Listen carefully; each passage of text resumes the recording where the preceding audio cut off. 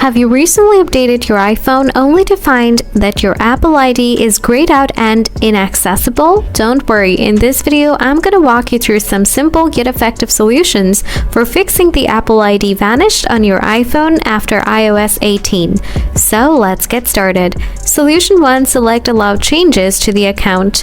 Go to the Settings app, scroll down.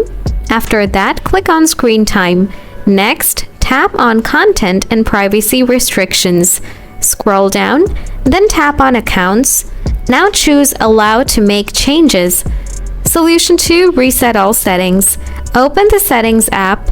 Now tap General. Scroll down the screen. Next, select Transfer or Reset iPhone. After that, tap on the Reset option. Now hit on All Settings. Enter your iPhone lock screen passcode if prompted. Finally, tap on Reset All Settings and wait until the process is done.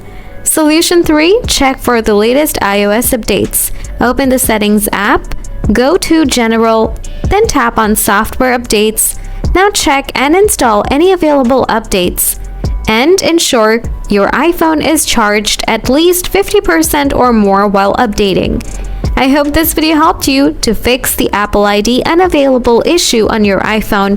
If so, hit the like button and subscribe to our channel for more useful videos like this. And if you have anything to say, let me know in the comments below. Thanks for joining in. See you guys next time.